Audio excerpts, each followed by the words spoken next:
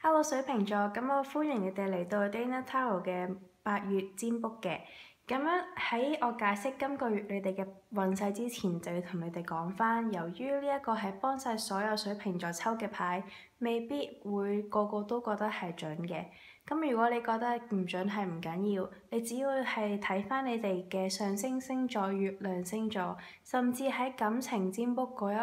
part 嘅時候睇返自己嘅金星星座都可以嘅。咁如果你哋係需要一個比較針對你哋個人或者係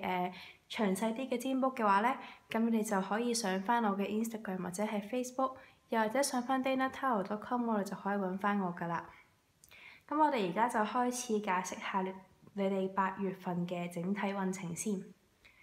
咁我見到嘅就係水瓶座喺今個月係會接觸到一啲新嘅事啊，喺工作上面。可能你哋係有一個即係突然間有一個新嘅頭緒、新嘅目標、新嘅方向喺你哋事業上面，但係你哋未去到好確實知道點樣行咯。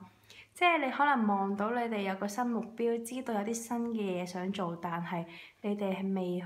未太有對呢件事未太有經驗嘅。但係呢件事就係，所以你就喺呢件事入邊，你就係一個小朋友咁樣，你仲係探索緊點樣行。要探索緊點樣走，咁樣，但係由於呢一件事對你嚟講好新啦，你都唔夠經驗啦，所以好難免就係雖然你係好勤力去到做啊，但係咧你就係會有啲手忙腳亂咯。咁點解會咁樣咧？就係因為可能你用錯方法去到做一件事，所以就令到原本好簡單嘅事啦，都變到好困難。就好似呢隻牌咁樣。你見到佢哋用咗好多支牙刷、細牙刷去到刷一個廁所，咁其實可能你只不過係需要一個大啲嘅刷，咁就可以好輕易咁樣就清潔晒成個廁所㗎啦。咁所以就係話，會唔會係你用錯方法、用錯工具去到做你嘅實行你嘅事咧？咁如果用錯嘅話，會唔會檢討下用翻啱咧？咁就可以事半功倍㗎啦。咁我都見到啦，咁水瓶座可能今個月咧係有啲事係完結咗，尤其是喺工作上面，我見到呢啲事係令到你好唔開心，但係咧都唔需要太擔心，因為呢一隻牌佢就係講話通常9號嘅牌咧都係話一個已經係完成咗咁嘅意思㗎啦，而10號其實係一個迎接新嘅開始咁解，咁其實你哋嘅即係唔開心，你哋嘅痛已經係去到谷底，已經去到最低點，唔會再低，所以你哋唔需要擔心會情況會更加壞，係唔會嘅。咁樣同埋都見到啦，一件事嘅完結咧，其實係另一件事嘅開始。咁我抽牌嘅時候，我唔為佢係搭住咗啦，到我攤開啲牌嘅時候先見到。咁而我都覺得係呢件事都係幾吻合嘅，就係話其實個個抽到 Death 嘅牌有時都係會驚，覺得唔知點算喎，係咪冇得掹？係咪就係完嘅咧？但係呢隻牌嘅意思，其實 Death 嘅牌都唔需要太擔心。有一件事完咗嘅，就係會有個新嘅開始咯。咁你呢個新嘅開始就係會唔會係你工作上面有新資金去到俾你咧？我就見到會唔會係尤其是做生意嘅，會唔會係有新嘅生意伙伴啊，或者係有資金來源去到你生意入面咧？咁所以就可能就要運用翻你哋自己本身有嘅能力啦。呢隻牌其實魔術師其實就係一個好叻嘅人，佢有好多工具，而且佢都係好識得用佢哋嘅。咁就係叫你哋其實都唔好即係面對結束嘅時候唔需要太擔心，因為結束係有新開始。你好好咁運用自己嘅能力，運用自己嘅工具，咁樣就可以成功㗎啦。到最後就係要提你嘅，尤其是啱啱諗住創業或者有新開始嘅水瓶座，要小心啲。同人合作嘅時候，或者係做嘢嘅時候，要睇翻究竟你而家做緊嘅嘢，唔好淨係睇佢美好嗰一面。就好似愛情咁，你啱啱可能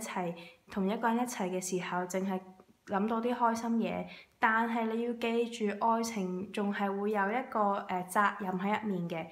當你哋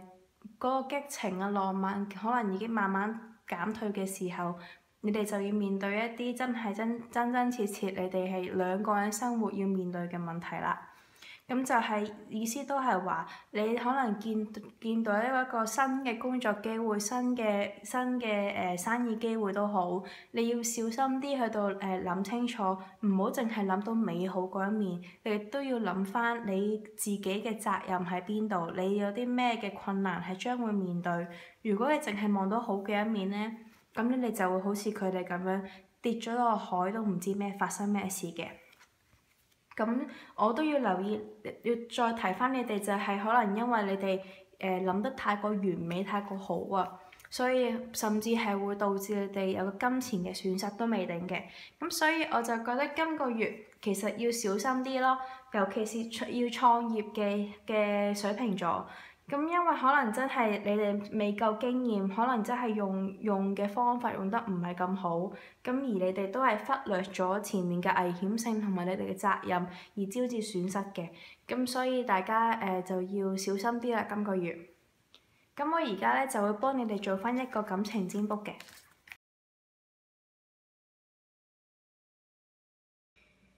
咁至於感情方面，我見到嘅就係可能月頭嘅時候啦，或者7月尾嘅時候，水瓶座都係有嘗試去到追求一段感情，又或者係挽救自己嘅感情嘅。佢有啲已經係去到不擇手段啊，諗住去咗先算啦嘅心態嘅。但係之後你就會發現，其實都係冇用，因為你只不過係一個垃圾區嗰度揾啲唔屬於你嘅嘢，或者係已經唔存在嘅嘢。咁你喺度不斷喺度揾嘅時候，其實係唔會有對件事冇幫助嘅。反而如果你可能走咗出去出邊，去咗另一個城鎮度去到揾嘅話，可能就會揾到咯。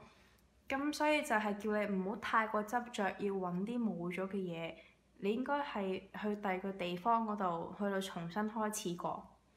咁我亦都見到就係水瓶座今個月就唔好借酒消愁啦，因為我驚你哋會飲過量啦，同埋你哋係會唔開心之餘，會將啲情感擺晒喺自己嘅入邊啊，唔會抒發出嚟嘅。咁可能你嘅伴侶都唔會知道你諗緊乜嘢咯。咁我都見到有啲嘅水瓶座咧，就係會繼續去到死前嘅呢個爛肉，繼續留喺廢墟度唔會走嘅。點解咁樣講咧？你就見到呢一個Zombie，佢就係踩住呢個人類，呢個其實已經唔係一個好味嘅人類嚟㗎啦，喺對於佢哋嚟講。因為你見到呢個人係完全唔新鮮㗎啦，冇咗一半嘅身，仲要冇咗一半邊嘅面喎，同埋你見到係佢已經冇晒血水，好似好乾咁樣，所以其實佢並唔係一個最頂級嘅人類嚟嘅。咁但係點解佢都仲要死守住咧？可能佢擔心會唔會揾唔到，以後揾唔到其他好人類去到食咧？又或者佢根本就可能就唔識得點樣做，所以就死守住。咁可能呢啲嘅水瓶座佢咧，今個月就比較會沉醉喺工作入邊去麻醉自己，希望令自己唔好諗咁多嘅。另外嘅就係我見到有一啲水瓶座啦，佢係有決心咁樣離開㗎。因為佢可能根本佢就有好多嘅對象喺身邊，好多選擇喺身邊啊。咁而且我見到好大機會，尤其是喺8月尾嘅時候，你會有一段新嘅感情都未定。而呢個人可以係水象星座，即係可以係一個雙魚座、天蠍座，又或者係巨蟹座嘅人嘅。咁樣你可能今個月就會決定離開啦。呢隻牌，佢離開係已經決定咗永遠離開呢個地方啦，而且你見到佢眼神係堅定嘅，佢哋都係好有決心拎住支機關槍去到殺晒啲所有會阻住佢、阻撓佢去到進一步嘅人咯。咁最後就要小心啲啦，有時你哋太過冷血無情嘅，當你哋決定走嘅時候，可能真係會傷害咗其他人，你哋都唔知嘅。咁可能就係要留意翻，可能結束一段感情嘅手法，會唔會唔好太過硬呢？可能俾翻少少溫柔對方，會唔會比較好啲呢？咁我啱啱都幫你哋抽咗一隻牌，係一個建議嘅牌啦。我就問塔羅牌有冇啲咩感情上面嘅建議俾水瓶座嘅？咁就抽到呢隻牌，佢就係話我覺得係同呢一隻牌係呼應嘅，就係話會唔會係將重新去到出發，重新揾到一個啱嘅道路俾自己呢，會比較好啲呢？因為就係話，可能你自己有時迷失咗方向啦，有時太過固執去揾啲冇嘅嘢，會唔會去到揾翻自己根本係想做嘅嘢、係想要嘅嘢會比較好呢？咁今個月水瓶座嘅塔羅占卜就去到呢度啦，咁我哋9月份嘅時候再見啦。